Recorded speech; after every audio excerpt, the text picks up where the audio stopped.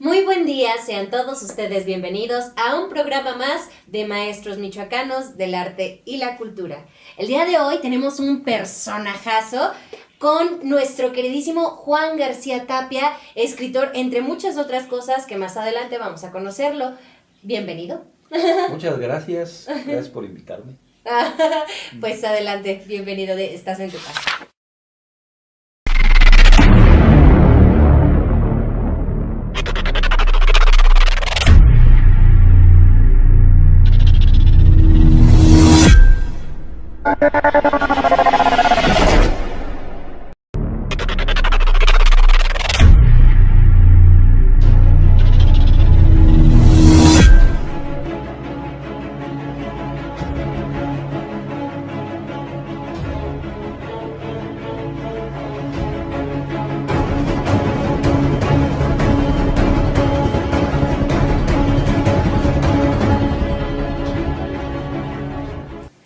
Ok, a ver, querido Juan, platícanos acerca de tu infancia. Empecemos desde cero, cómo te la pasaste, dónde naces, dónde creces, cómo transcurre.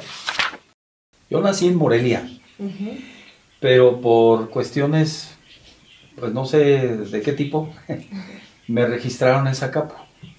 Okay. Entonces cuando tengo yo que dar información oficial, Uh-huh. pues digo la información oficial, nací en Zacapo. Uh-huh. Pero cuando es una información no tan formal o que no requiere una oficialidad, pues digo la verdad. Digo, yo nací en Morelia, nací ahí en el hospital que está ahí por el Carmen, Uh-huh. y nací en 1966. Pues crecí en una casa donde estaban todos mis tíos solteros y mis abuelos, porque mi papá y mi mamá me llevaron a vivir ahí. Uh-huh. Yo fui el primer niño, digamos, en esa casa. Entonces, de alguna manera me tocó conocer diferentes posturas y diferentes labores. Eso sí, yo recuerdo que todos eran muy trabajadores, se levantaban desde temprano y empezaba cada uno sus tareas. El hermano mayor de mi papá era abogado, había una tía que era maestra, otro que era contador, otro estudiaba ingeniería. Uh-huh. Y bueno, de alguna manera tenían ellos sus libros allí y yo desde chico comencé a ver libros. Uh-huh. Esa fue un primer acercamiento, digamos, al conocimiento Uh-huh. y A a las todo esto. letras. Sí, sí, no estrictamente la letra, sino primero como la curiosidad de conocer. Uh-huh. Lo que me marcó así significativamente para convertirme en un lector y en temporadas soy un muy buen lector y en temporadas de plano no, porque pues tampoco se trata de eso, ¿no? Tampoco se trata de tener una glotonería intelectual, ¿no? O sea, pues también existe la vida, pues la vida material y existe la familia, los amigos, etcétera, ¿no? Claro. Entonces pues tampoco se trata de absorber todo y el conocimiento que exista, ¿no? Como si quisiera uno respaldar la web, ¿no? ¿Verdad? Entonces, hubo un hecho significativo. Yo tenía una tía, hermana de mi abuelo, que vivía en Los Ángeles. Uh-huh. Y ella ocasionalmente, allá estaba ella casada con un dentista, un gringo dentista, y venía ocasionalmente acá a la casa de su hermano, pues, que era mi abuelo, mis abuelos. Y ahí se le asignaba un cuarto y en una ocasión, él tendría como unos 7, 8 años, trajo una enciclopedia en inglés, que era como de 30 tomos, pero sí eran unos libritos chiquitos como tamaño hoja de carta y venían muy ilustrados. Y yo recuerdo que lo primero que abrí de esa enciclopedia fue la explicación de cómo las vacunas, por cierto, las vacunas combaten a los virus y a las bacterias. Entonces me puse a leerlo y me dio desesperación de no saber leer en inglés. Se lo transmitía ahí a mis papás, me metieron a una escuela que en ese entonces era el Centro Cultural Norteamericano, algo así se llama, Uh-huh. y en 2 años yo ya tenía, a los 10 años, es decir, 10, 11 años ya tenía un diploma de bilingüe, entonces también tuve la fortuna de conocer el idioma inglés temprano. Wow. Y por ahí alguien lo hablaba, entonces también he sido lector en inglés y me ha dado muchas satisfacciones, incluso tengo una traducción de Shelter in the Sky, de la novela, que luego le hicieron cine, Wow. Tengo una traducción de ella que por ahí a lo mejor se puede acomodar ya desde hace algún tiempo, precisamente por ese arranque que tuve, con el cual estoy muy agradecido, y eso me ha dado muchas satisfacciones. Yo creo que el hecho de saber leer y escribir definitivamente le cambia la vida a una persona. Claro. Aunque sea un gran lector, un mediano lector o nada, pero sí el hecho de poder interpretar, digamos, el lenguaje que hablan tus semejantes o que acostumbran a utilizar tus semejantes para comunicarse, eso te abre las puertas de otra manera y te abre la vida de otra manera. Te abre más la mente en general, ¿no? Yo creo que sí, porque además te sientes potenciado. Sí. Porque dices, yo sé interpretar el mundo, yo sé cómo leerlo, o por lo menos tengo una de las herramientas más universales con las que se puede leer el mundo y la vida.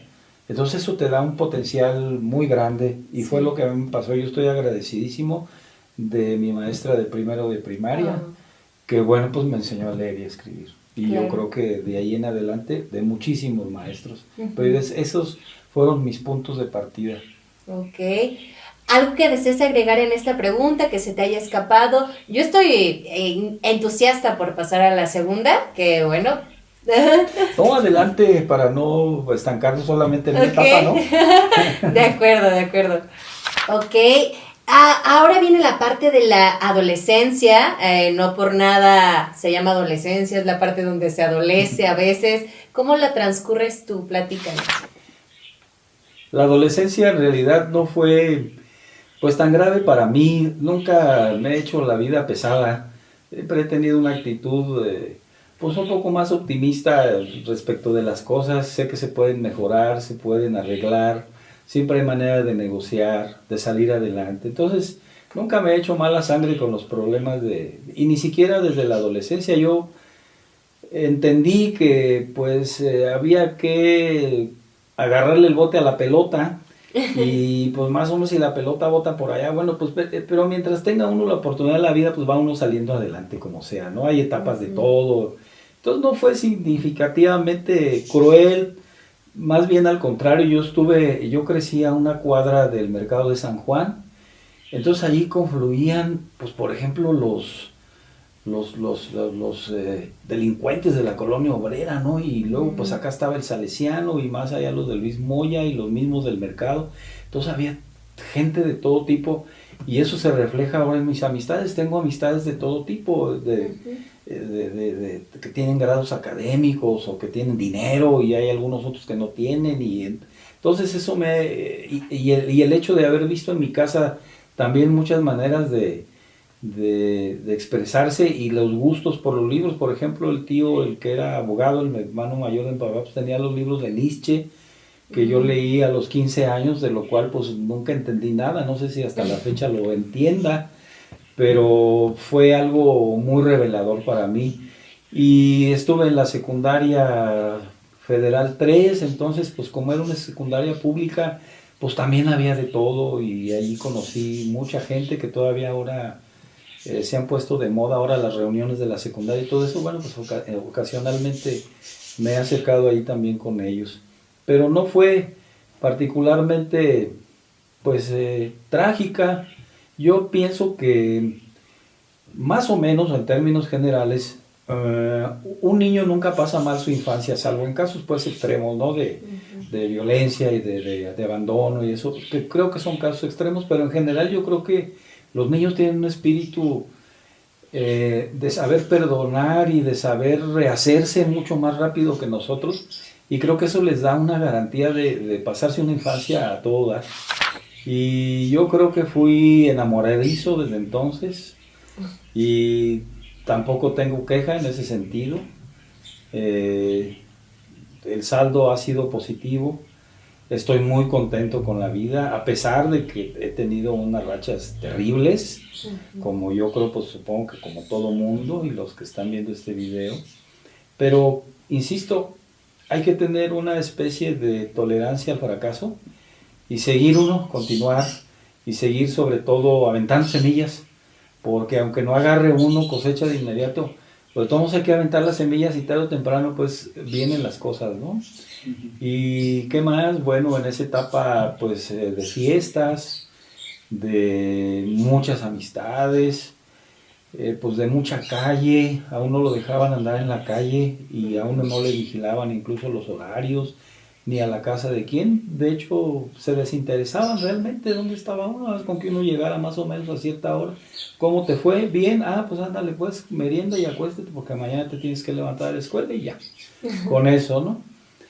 Y en términos generales, pues no creo que haya sido particularmente extrema mi adolescencia, ni tampoco mi juventud. Ya de allí me fui como un semestre a la escuela de historia y en la Universidad Michoacana. Vi que no era lo mío, porque además la escuela era pues, una escuela de marxismo, pero la ofrecían como una escuela de historia, entonces pues había una... No la promocionaban como lo que sí era. Si lo hubieran promocionado como lo que era una escuela de marxismo, bueno, ya uno decide si sí o si no, pero disfrazaban su marxismo con la historia. Entonces, pues no era lo mío. Me fui al Distrito Federal, entré a la UNAM, a Letras Hispánicas, y ahí seguí mis estudios. Trabajé mucho allá, estudié y trabajé al mismo tiempo, y luego me regresé a mi rancho de Morelia, y aquí me hice abogado y desde entonces vivo de eso, de defender prácticamente el patrimonio de otras personas. De esa es mi actividad laboral de la que vivo. Ok, querido Juan, entonces ya nos platicaste prácticamente tu vida así a muy grandes rasgos, súper interesante. También ya nos comentaste a grandes rasgos en el momento, en el clic con la literatura en este caso. Pero ¿hay algún momento así muy marcado en específico en el que hayas recordado para tener esa situación de decir, sí, me gusta, de aquí soy?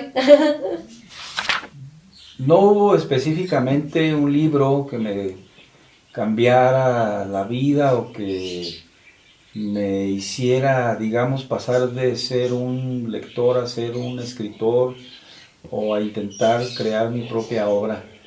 Yo creo que se fue dando poco a poco, de hecho se da por periodos largos que dejo de escribir, dejo de leer como lo he comentado, luego se vuelven a juntar las dos cosas. Me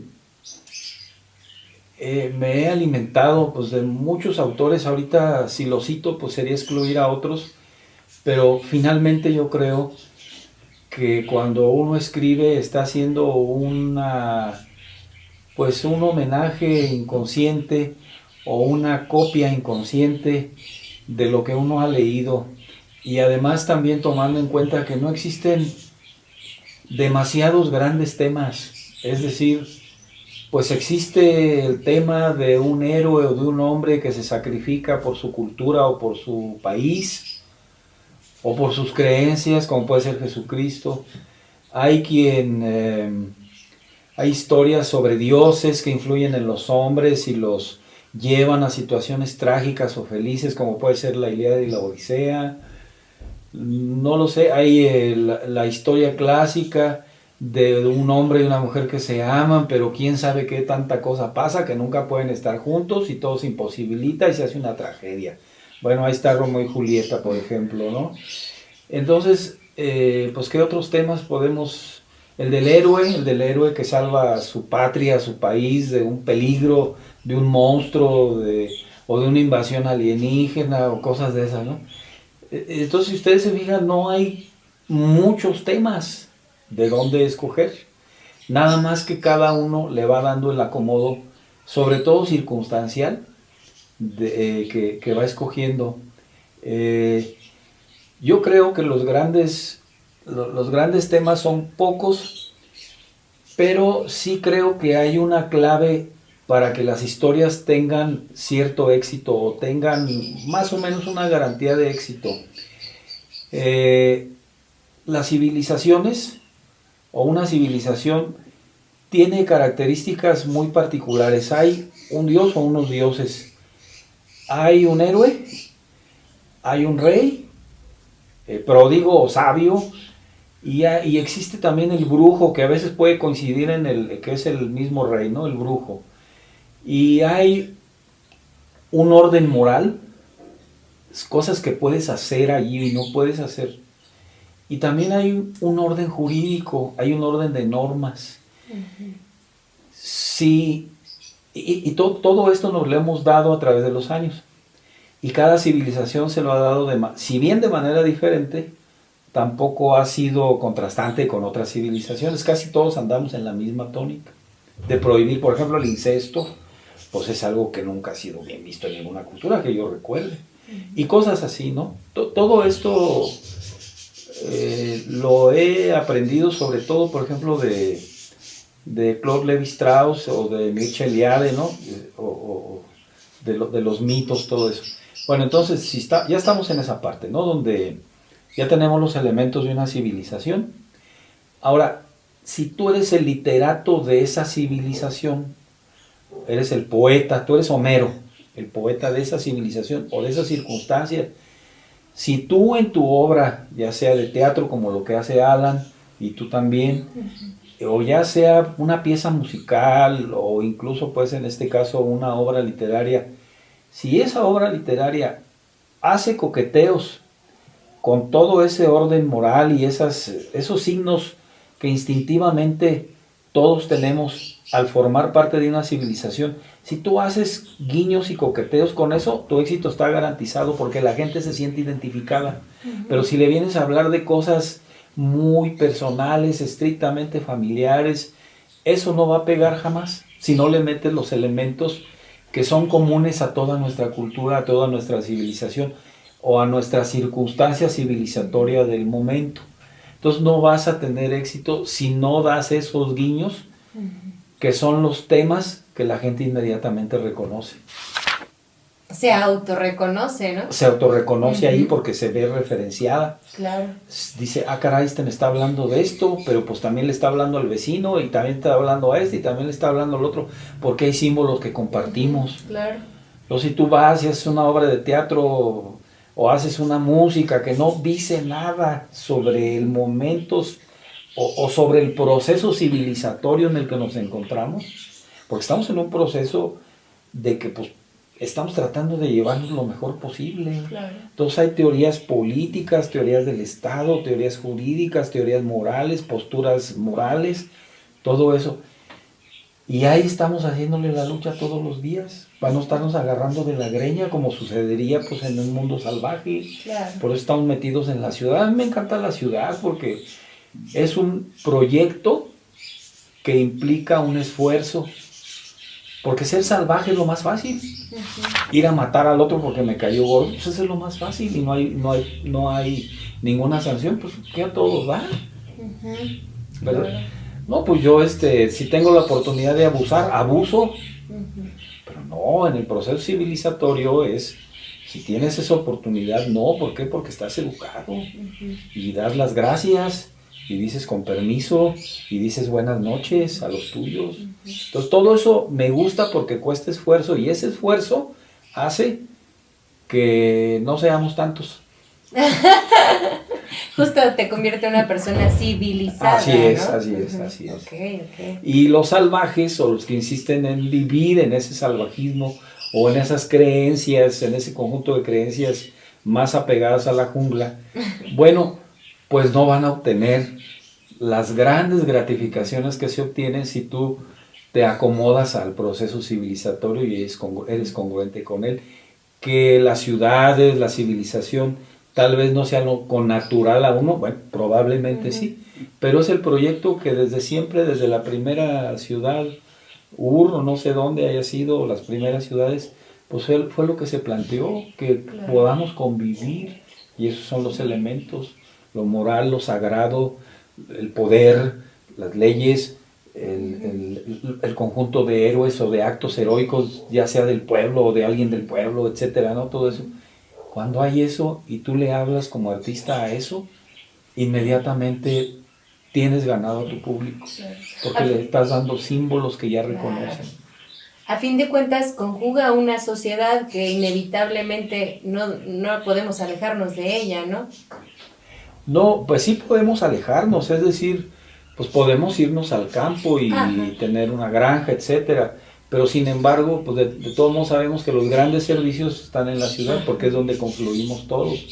Si yo no digo que haya una cosa mejor que la otra, más bien estoy hablando de los extremos, ¿no? De la jungla donde están las bestias, el campo cultivado, el campo donde hay agrícola, desde luego que hay una civilización allí. Claro que sí. Sí, porque hay un cultivo de granos, de animales, etcétera, entonces hay una cultura. Claro, otro tipo de cultura. Otro tipo de cultura. Pero claro. la hay. Sí, la hay, existe ahí. Ok, querido Juan, hay una parte bien importante que mencionas que es el proceso, el aprendizaje, y bien lo mencionabas también en la pregunta pasada, si mal no recuerdo, que no todo se aprende en los libros, que también existe la convivencia social, que también existe el aprendizaje, pragmático, etcétera, etcétera. Platícame de esa postura, me interesa. Algo así nos estabas platicando ahorita. Sí, claro. Bueno, los libros ayudan mucho, ¿no? Uh-huh. Y tenemos diferentes acercamientos al conocimiento. Uh-huh. Pues son las mismas personas, ¿no? Que son las que yo prefiero. Porque de todos modos los libros no podrían ser nada si no hubiera habido personas detrás de ellos y hubieran tenido una experiencia. Los libros son, pues para cuando está uno solo, ¿no? Digamos, o cuando no quiere uno, o le dan a uno esas rachas de no convivir con su género, ¿no? Entonces, cuando también es por voluntad propia, ¿no? Claro. Que ocurre, yo creo que a muchos nos ocurre, o a todos nos ocurre seguido, ¿no? Uh-huh. Yo ahorita de mi género no quiero saber nada. Bueno, entonces vas a los libros, ¿por qué? Porque son, digamos, entes pasivos, no te van a cuestionar nada, más bien tú les vas a estar preguntando, les vas a estar sacando cierta información, pero también hay la actividad que es un poco más dinámica, que es la de conocer a alguien, platicar con esas personas. Ahora, claro que va uno siendo selectivo y va uno haciendo su club de amigos conforme van pasando los años o va uno teniendo experiencias, pero sí, desde luego, no son los libros la única vía del conocimiento, y ni mucho menos de la formación del carácter de una persona. Un libro no forma el carácter de un niño, definitivamente no, se los digo yo que soy padre y no, estoy convencidísimo que es el ejemplo. Por más teorías que haya, no, es el ejemplo. Claro. Ok, ¿pasamos a la siguiente pregunta? Sí, adelante. De acuerdo. Ok, querido Juan, esta pregunta es como muchas veces esperada por los artistas, por los maestros michoacanos. Es la parte de la trayectoria. Eres escritor y, como bien lo mencionábamos al inicio, entre muchas otras cosas que ya también nos has hablado, pues la parte de derecho que manejas, tu día a día, que es la parte laboral, etcétera, etcétera, ¿no? Platícanos de tus libros, ¿qué libros has escrito? ¿Qué género? Cuéntanos, como escritor. Ya nos hablaste de lector, ahora, ¿qué pasa con el escritor? Antes de pasar a eso, quisiera aprovechar para comentarte que hay en los artistas un prejuicio del tamaño de un asteroide respecto del derecho.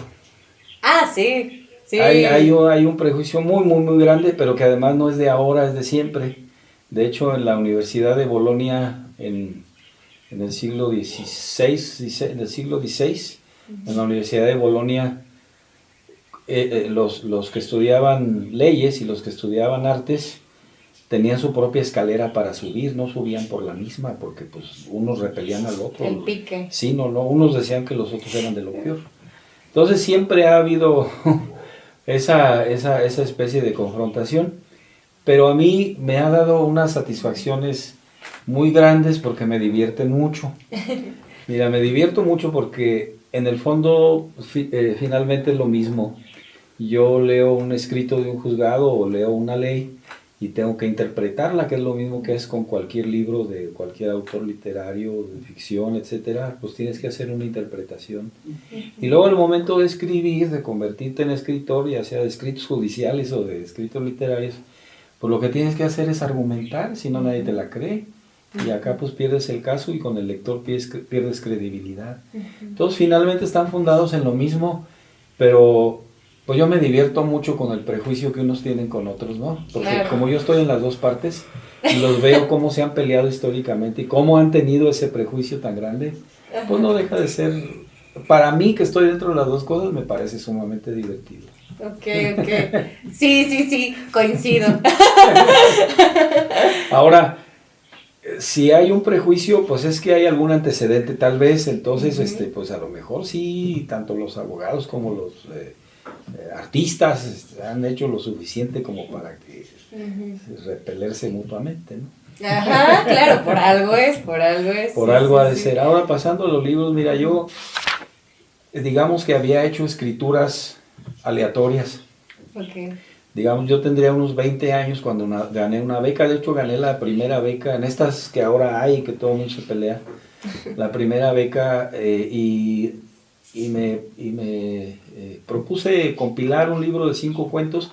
Y esos 5 cuentos fueron ilustrados. Entonces, prácticamente fue como un libro objeto antes de que eso existiera, antes de que se hablara del libro objeto.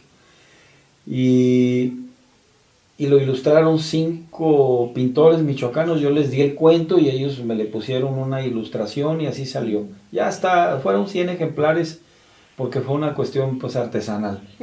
Y lo ilustró Rafa Flores, lo ilustró el maestro Salce, me hizo uno, y lo ilustró Enrique Ortega, Fernando García y Gabriel Torres.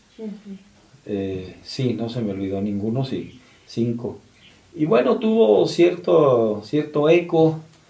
Los cuentos son 5, tal vez 2 sean rescatables.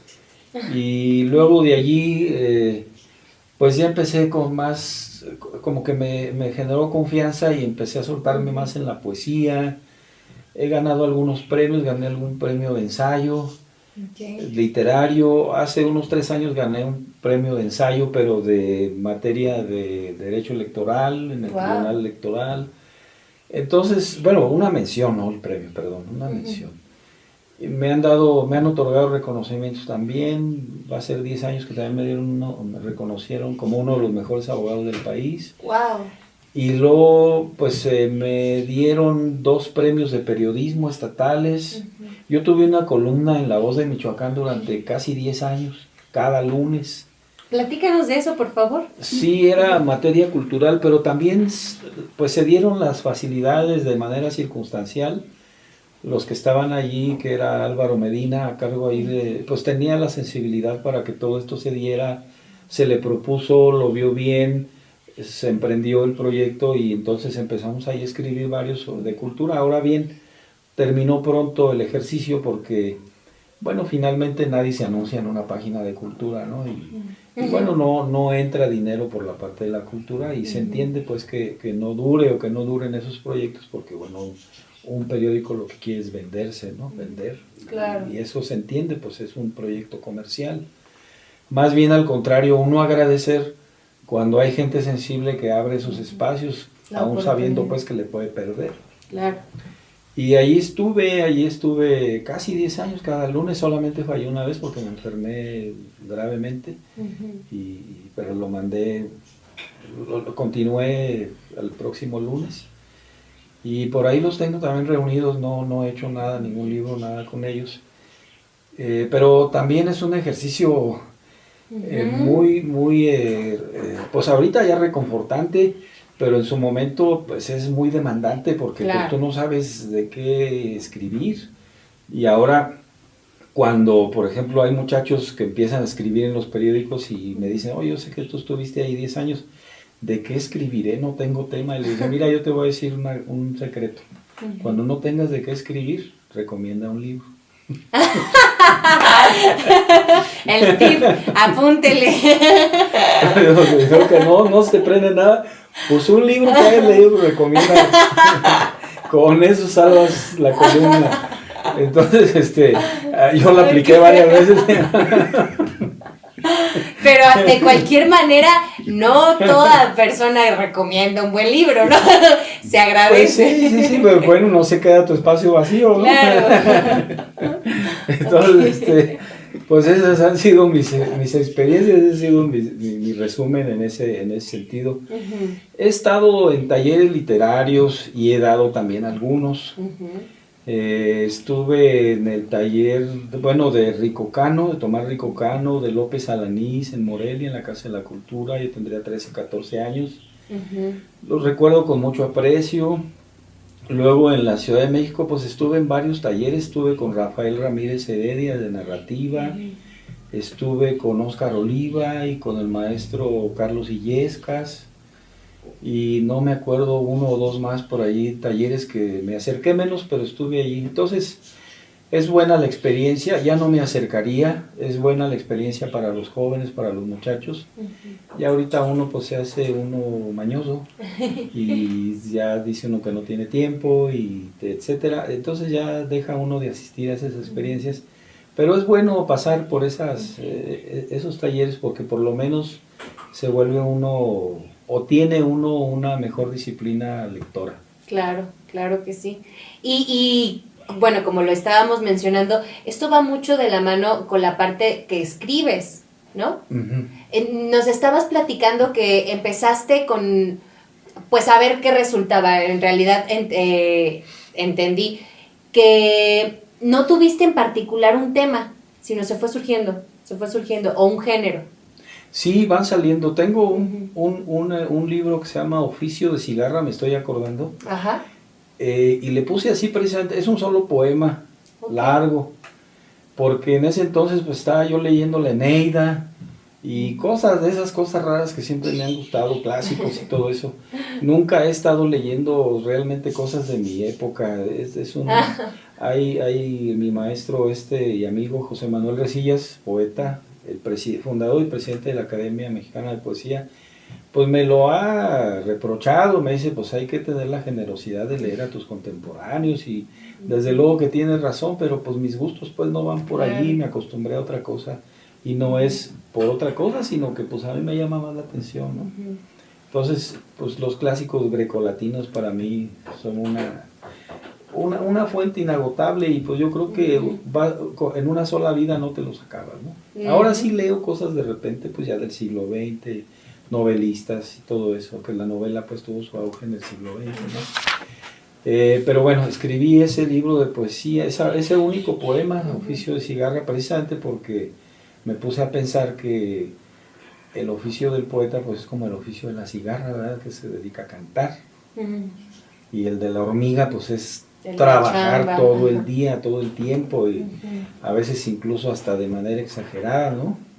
Entonces contrastar lo que sucede en un hormiguero y de hecho el protagonista del poema, digamos, pues es una cigarra.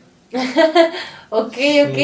Te preguntaba eso precisamente porque nos comentas que en tu primer reconocimiento, en tu primer premio, fueron cuentos. Fue una beca. Con esa beca hice el libro de cuentos, sí. Ok. Posteriormente realizas otro libro de poemas. Sí, tengo del que hice inmediatamente después de eso, es uno que se llama Poemas para acentuarse con un pájaro. Ay, qué bonito. Pero se quedó allí, ese no está, ni siquiera lo he puesto en Amazon, que es donde están, por cierto, mis libros a muy módicos precios. Ahí ¿sí? Con mi nombre ahí me pueden encontrar, por favor. Aprovechando, sí. Tomé esa decisión de publicar, de aceptar la oferta que estaba lanzando Amazon porque evita muchos problemas. Y además yo dije, bueno, pues solamente pues con que figuren está bien. La manera en que funciona Amazon es que cada vez que se vende uno o que hay lecturas de alguno de esos, hasta que se juntan $100 te los manda. Yo tengo 7 años allí con 8 o 10 libros, no sé cuántos son los que tengo ahorita allí subidos, pero más o menos un promedio de $100 al año, eso es lo que yo recibo. Entonces, para no tener grandes expectativas más que solamente figuraran allí, pues realmente me ha ido muy bien. Quién sabe quién los compra, eso no te informa Amazon ni nada, pero o quien los lea, pues sabe. Mi agradecimiento y también mis condolencias, ¿no? que están escuchando. Pero opté por esa circunstancia. Me pareció una plataforma o una manera de trabajar novedosa, y fue que ya me alejé mejor de andar detrás de las editoriales. He entrado a muchos premios hasta que por fin me di cuenta que efectivamente los premios no son tan transparentes. Entonces desistí de eso y yo dije, bueno, ¿yo qué pretendo con mi escritura? La gloria, el Ateneo, el Monte Sinaí, o qué es lo que pretendo yo con eso. Pues primeramente divertirme, desahogar algunas historias que yo creo que pueden ser interesantes. Y ya si eso pues en algún momento puede ser de interés de alguien, pues qué bueno, ¿no? Entonces también me liberé, digamos, de esa como ansia juvenil de que yo quiero ser reconocido y a fuerzas y te andas metiendo y acá y rogando y pidiendo favores y tocando puertas. Dije, bueno, pues lo que ha de venir que venga solo, ¿no? Entonces ya también a estas alturas pues ni le queda a uno, ¿no? Andar con este tipo de cosas. Y en esa posición estoy de que, bueno, ellos que tengan su vida propia, yo ya les di vida, ellos que la vivan como ellos gusten, ¿verdad? Eso ya ellos que escojan, y ojalá pues se sigan leyendo, aunque sean pues pocos. Pero ahí están, y ahí me ha dado muchas satisfacciones tenerlos en Amazon. Claro. Es curioso porque ahorita respecto a lo que mencionas, algunas personas que hacen como diferentes tipos de actividades artísticas, vaya, que tienen un resultado, mencionan, son como hijos. Y algo así estás mencionando tú, ¿no? De que pues yo ya los hice, que hay que corran. Y sí, realmente tú les das un pedacito de ti a cada cosa, a tu creación, vaya, ¿no? Nada más que los hijos, y hay que estar cerca de ellos, los libros. Ah, sí, hay que estarles dando alimentación, cambiarles pañales, no. Sí, mejor hagan libros en vez de hijos. Sí. Digo, sí, es una creación propia, pues una creación tuya, pero sí tienen dinámicas diferentes, ¿no? Pero como metáfora, pues es buena y se paga, ¿no? Ok, de la pregunta que te estaba realizando, ¿crees que tienes algún género en específico que se te da más? Como los cuentos, nos estabas mencionando, a lo mejor la poesía, la novela, o... Yo creo que es por momentos, fíjate. Sí, okay. Es por momentos porque tengo solamente una novela. Y esa novela tiene casi 1200 páginas. Me salieron 800 en Word, y luego ya en formato de libros hicieron 1200. Y es larguísima, pero obedeció a un momento. Yo ahora la veo y digo, bueno, esto es incluso atentatorio contra el comercio editorial. Pues ¿quién va a vender eso? Y sobre todo, ¿quién lo va a leer? Entonces eso lo que hice fue un atentado contra el mercado editorial. Pero bueno, ahí está. Y es una novela soberbia en los dos sentidos, ¿no? Es una cosa, una construcción demasiado intelectual, elaborada, es erudita, es presuntuosa, pero también es divertida, tiene sus ratos. La gente que ha leído me dice que le ha gustado mucho, aunque yo a la luz del tiempo en que la escribí ya no me da muchas satisfacciones, porque es decir, ya no hubiera hecho eso ya en este momento, de ser de haber vaciado todo la erudición, la intelectualidad, los grandes conocimientos de gramática que he obtenido, ahí están vaciados de una manera petulante. Entonces es como la pretensión de una novela total, de estas cosas que traían antes, ¿no? Sobre todo a principios del siglo XX, que la novela total, tipo choncha así... Choncha en todos los sentidos, sí, ¿no? Chonchota, sí, así, de muchas páginas, que no se acaben nunca, que sea como las 1001 noches, que haya una anécdota sobre otra anécdota, que sean como En busca del tiempo perdido, que pues está una anécdota y luego otra anécdota, y que la Magdalena con la que empiezan te lleva otra cosa y acabas en 7 tomos, ¿no? Pero además yo creo que correspondió a un momento también en el que yo estuve leyendo novelas larguísimas, que a mí me encantan, porque yo me siento muy triste con los cuentos que duran duras 2, 3 días con un libro de cuentos, una semana o tal vez un solo día, pues no, depende. Ya me da mucha tristeza terminar y digo, bueno, ¿y estos pobres en qué acabaron? Porque pues no me dan más pista. Solamente los hicieron partícipes de una anécdota trágica o incierta y me dan mucho pendiente. Entonces me gustan más las novelas largas, ¿no? Donde puedo estar conviviendo más y digo, no, pues si yo me voy a ir a dormir, también ellos. Entonces al día siguiente nos volvemos a ver, entonces nos estamos acompañando durante largas temporadas. Y eso me ha hecho un lector de novelas larguísimas, de historias larguísimas, de la tetralogía que hay de José y sus hermanos de Thomas Mann, de la misma En busca del tiempo perdido, todas las novelas de Thomas Mann, y sobre todo la novelística alemana, que es extensa, y Stefan Zweig también, todas las biografías que tiene, todo eso ya también lo leí, o sea, ya pasé esa locura. Y entonces yo creo que obedeció esa novela a cierto momento. Y ahora regreso a la poesía, pero ya no con esa pretensión estilística o esas petulancias intelectuales de que ahorita voy a decir un montón de cosas y si no me entienden es culpa de ustedes. No. Eso está bien y lo hice y pasé por todo eso. Pero pues tampoco ya no le queda a uno, ¿verdad? Ya va uno enfilado pues a una edad mayor y ya no queda andar con esas cosas de muchachos. Eso es que los muchachos lo hagan y que lo sigan haciendo. Pero hay que aprender de todo eso y entender que si quiere uno un entendimiento con los suyos, tienes que manejar lo que ahorita te decía, pues más o menos ciertos símbolos que sean comunes y cierto lenguaje que sea común, para que tu obra o un poema pues tenga la característica de divulgación.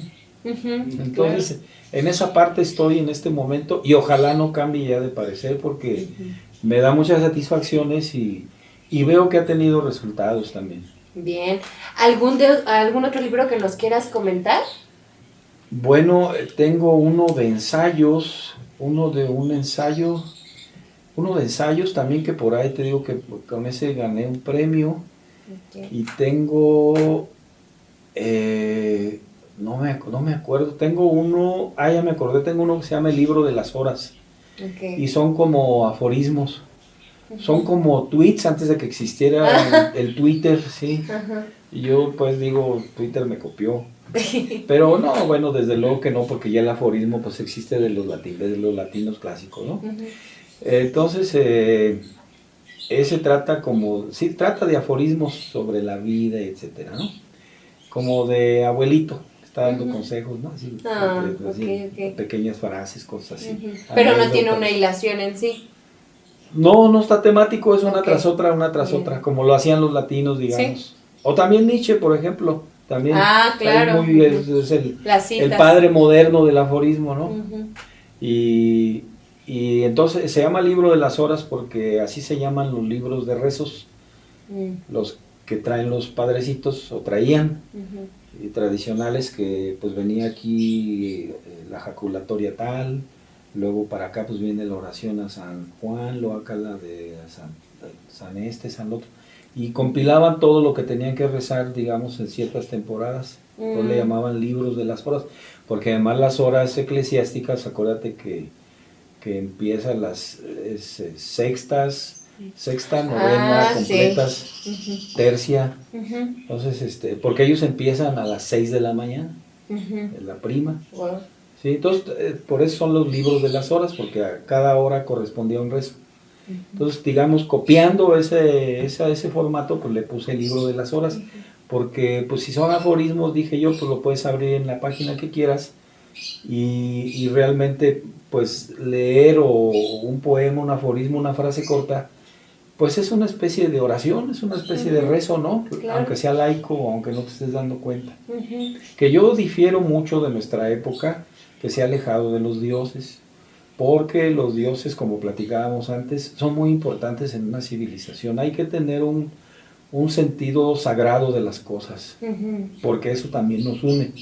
Yo no digo ni soy pastor ni nada de eso, ni estoy diciéndole a nadie que se adscriba ni a una ni a otra, lo único que digo es que se ha perdido el sentido sagrado de las cosas, el sentido sagrado de la vida. Claro, sí, sí, sí, y viene desde algo antepasado cultural, ¿no? Que todavía lo tenemos, o sea, no lo podemos decir, ay, no, yo no soy de esa cultura.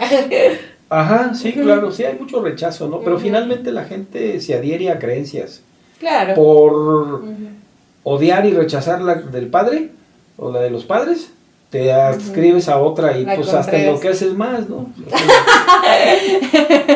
Por lo menos pues las religiones tienen miles de años y dices, bueno, pues aquí ya está probadita la cosa. Ya está calado, pues aquí le sigo mejor. Si voy a tener un sentido espiritual y me voy a adscribir a un credo, pues yo si hiciera eso me adscribiría a una religión antigua. ¿Para qué una moderna? Sí. No tienen historia, no tienen ni santos, no tienen libros sagrados, tantos.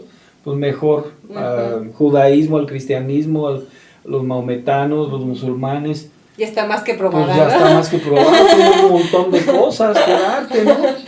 Okay, Pues si yo me hiciera, digamos, ya un ente religioso o practicante, pues yo me adscribiría a una de esas religiones.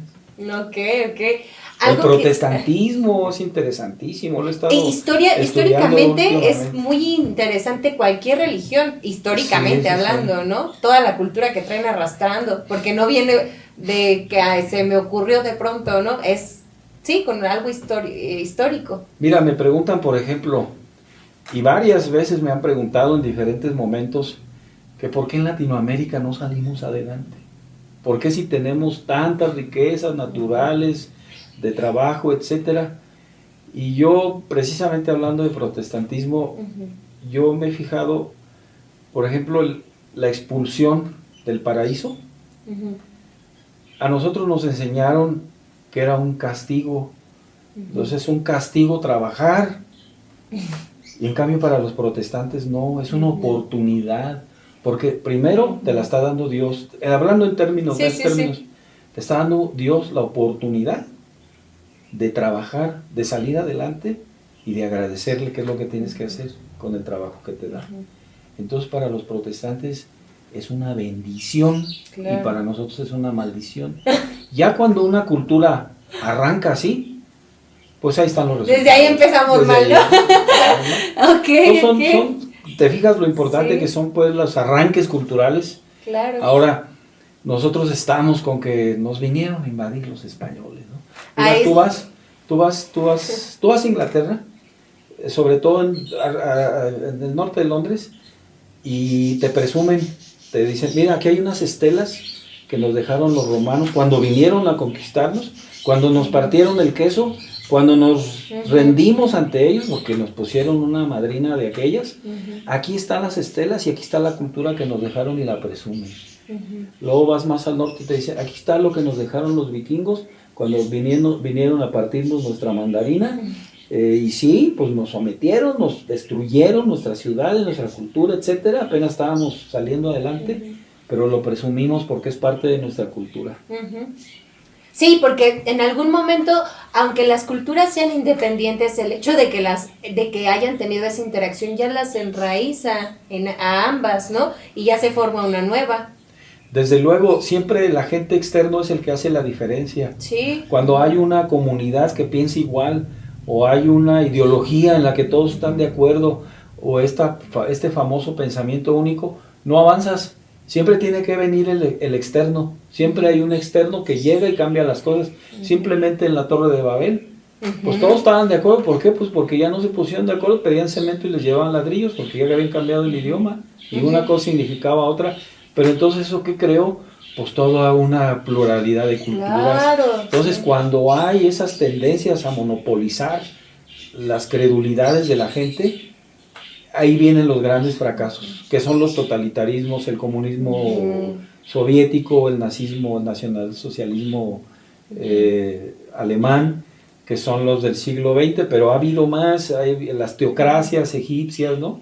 Por eso hasta que llegan los griegos y se instaura la democracia, dice Borges que los griegos inventaron la conversación. Entonces, ¿por qué antes no podías decir nada? El que tenía la palabra era el faraón y te callas, y es la palabra sagrada.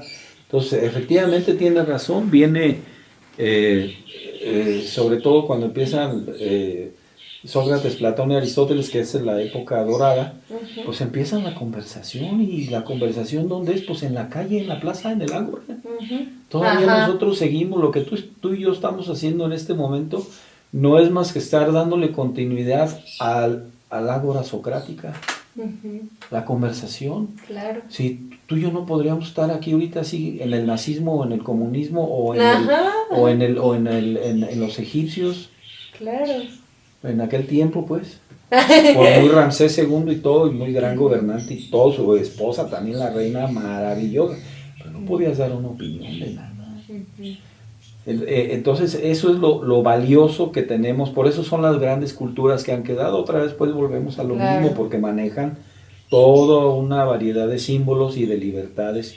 Tú fíjate y verás que donde hay libertades, se respetan las libertades mutuas, siempre hay progreso, siempre a las civilizaciones y las personas avanzan. Claro. Que no cuando los tienen vigilados y tú no puedes tener más de un hijo y tantas horas tienes que ver de tele y pues no, ahí sí ya no. A fin de cuentas todas las personas somos diferentes, ¿no? Por muy parecidas que seamos, trabajamos de maneras diferentes, entonces no puedes trabajar de la misma manera tú y dar los mismos resultados que la otra persona. Exacto, mira, se habla mucho de la igualdad, pero yo digo, como dice el maestro Antonio Escotado, pues la única igualdad posible es la igualdad ante la ley, no hay otra.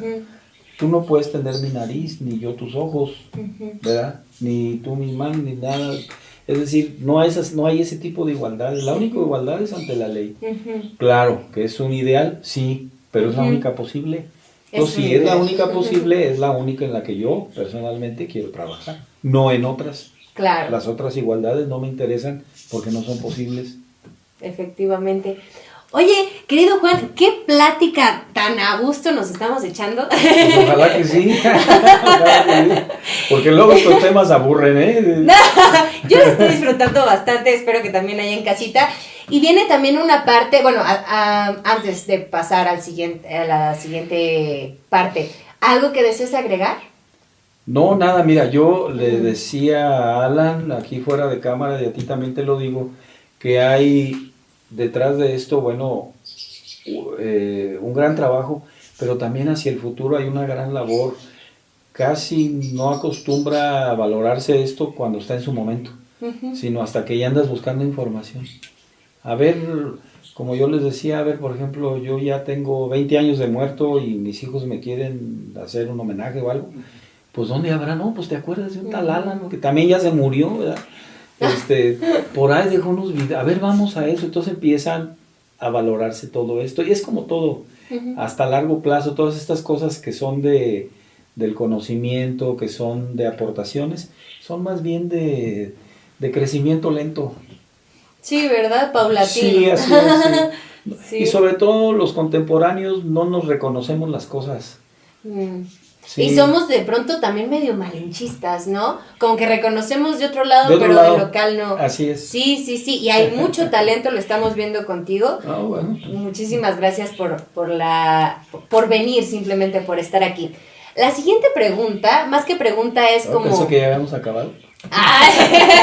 Ya mero. Viene una parte que es las anécdotas, el anecdotario. ¿Recuerdas alguna? Algo que te haya marcado para bien, para mal, de gracioso. Bueno, si es sobre anécdotas literarias, digamos, no me acuerdo en qué año viajamos Eduardo Utov López, José Díaz Cervera y yo. Viajamos de la Ciudad de México a Zacatecas en tren, cuando había trenes, cuando todavía Cedillo no los vendía. Y viajamos en el tren, nos fuimos al Congreso de la Lengua, algo así se llamaba. Y entonces, bueno, pues fue en el Museo Pedro Coronel. Y era hasta allá, hasta el fondo. Yo me salí al baño. Y cuando me salgo al baño, veo un viejito allí, solo por allá, que estaba como sintiéndose mal, y me dice, oye, me siento mal, pero no había pues a quien hablarle porque el foro estaba por allá muy lejos. Dice, júntate unas sillas para recostarme. Ya le junté 3 sillas. Y ya se recostó ahí y dice, es que se me olvidó mi pastilla, que no sé qué, que no sé qué.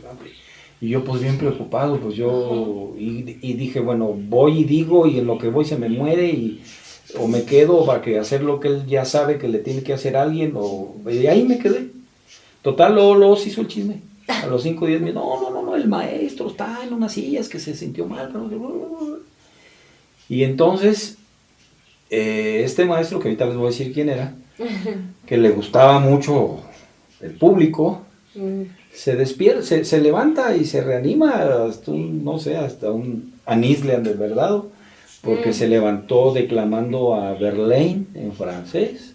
Dijo, no, yo no me siento mal, porque como dijo, no sé, a Baudelaire también me acuerdo, como dijo Baudelaire, se avienta ahí unas cosas en francés, y luego Verlaine y todos ahí, ya se siente bien, maestro, sí, ya me siento muy bien. Era Juan José Arreola. ¡Ah! ¡Ok! Sí. Nada más y nada menos. Esa anécdota también la tengo presente. Me estoy acordando de otra, fíjate, y me va a dar pena comentarla. Ahorita te voy a decir por qué, mira.